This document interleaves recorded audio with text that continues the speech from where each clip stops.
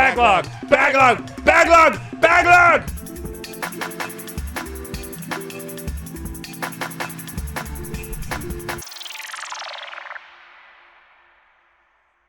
Hey guys, it's Backlog. Will, what's the Backlog? The Backlog is a segment of the Wulff Den podcast where we go through our entire video game collection. Every game we've ever bought through our entire lives has gotten put into an Excel spreadsheet. And today we're going to pick one at random and talk about it regardless of whether or not we played it. It is a collection of 974 games, Robert. 974. 112 is the game we're looking at today. 112, and that would be The Lord of the Rings, The Two Towers for the GameCube. We had a couple. We had this one. Really? I feel like we had a bunch. No, so this is back when the movies came out, the original trilogy. And there was The Two Towers, there was Return of the King, there was The Third Age. There was The Two Towers, and then there was that awful tragedy. No, this was the only Lord of the Rings game we had back in the day. Did we rent them or something? No, this is the only one we had. This is the only one we played. I remember playing several Lord of the Rings games for the GameCube. I remember playing one. This one. I played the shit out of one of them. It was probably this one. This one actually contains scenarios from the first movie and the second, from Fellowship of the Ring and Two Towers. So you were probably thinking of that. Maybe that's what I'm thinking of. Yeah. I like this game a lot. Yeah, this was a really good game. I had a lot. So I don't remember having fun with any other Lord of the Rings games. Well, you're the only person who doesn't like Shadow of Mordor. So there's true. All right, we're gonna go into Shadow of Mordor now. It came out when everyone was fucking doing Assassin's Creed. We're not doing a Shadow of Mordor. And more egregiously, it puts the button on top of the head, the button you're supposed to press. So it's like just a quick time event. Okay. The whole game. But we're not talking about Shadow of Mordor. We're talking about The Two Towers for the GameCube, also released on PS2 and original Xbox. It is an EA game. It is a tie-in to the Peter Jackson film. It is a simple hack and slash game, but it is a very fun hack and slash game. It had some scenarios from the movies, and I think that might be part of why I liked it. Yeah, it was one of the first times where like they would try to like blend the movie with the game itself.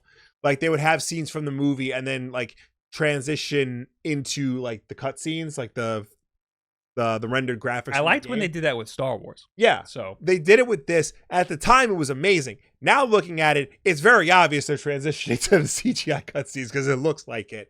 But back then, it was as good as it got. So I guess I liked Lord of the Rings when it came out, but I almost immediately was whelmed by it. I am not that into it. It was a lot at the time, you know, and I think like since then there's been a lot of people like trying to recreate the whole, not so much like the high fantasy thing, but like the epic trilogy thing.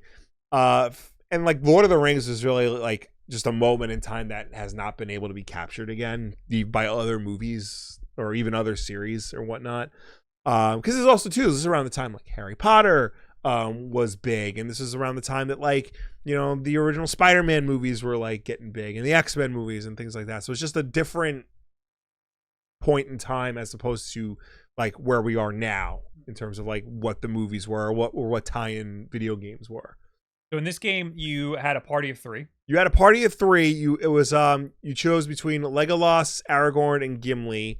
Frodo was also there. Gandalf was also there. You couldn't play as them.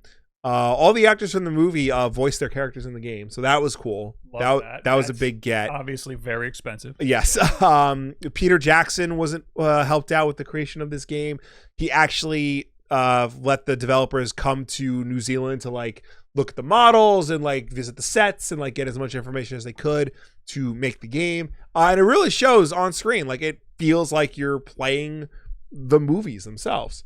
There were like combos and stuff too. There was a depth of combat, which is unique for a movie game. Yeah. A movie tie-in. They actually seemed to try really hard to get the game to feel good to play. Yes, and like I say this a lot, but like EA during this generation like actually tried and cared about the games they were doing. They put a lot of like effort and money into their games, and it showed. Like this is this was the best EA has ever been. Yeah. In this era. Yeah, and like, you know, nowadays there's nothing to write home about. Like I said, it's a hack and slash. it's a simple linear hack and slash game, but like at the time it was a lot of fun. And if you pick it up now, you're going to have a decent like 4 to 5 hours with it. This might be a good game to try out in an emulator or something. I would think so. Yeah, it's an early console release, so it's probably not that taxing. It's just easy to like pick up and play. I do know there was. It looks really good for a GameCube game. Yes, yeah, that was another thing. There was a direct sequel based on Return of the King. That one had co-op. This game did not have co-op. So I remember playing the co-op. There was no co-op in it. No, but I remember playing that game. So you probably played Return of the King at a friend's house. We probably rented it from Blockbuster. I never played the Return of the King game. I didn't. There was this, and then I jumped to Shadow of Mordor. Those are the only Lord of the Rings games I've played. I remember. Whatever. I like this game. I remember playing this. This was a good game. I genuinely enjoy this game. And I genuinely enjoy this Lord of the Rings trilogy. I'm not so fond. I'm like, I'm not that big of a fan where like I'm watching the Rings of Power or like I haven't seen The Hobbit. I really have no desire to see The Hobbit, but like this movie trilogy was a genuinely great movie trilogy. And I think it's one of the rare cases where like the games based on it were actually like pretty fun and exciting. This is Return of the King. It looks exactly the same. It basically is exactly it's like the a same, copy. Yeah. Yeah, I loved this game. I think I liked this game more than I liked the movies. I mean, I liked watching the movies like the first time, but I never wanted to watch it again. Oh, because that's a 9-hour commitment. Yeah. So give it a try. I think it was pretty good. Yeah. What was the Metacritic? I think it was fairly high. I do know people like the second game, Return of the King, more because of the co-op, and also because like the levels were more expansive and there was like more to do.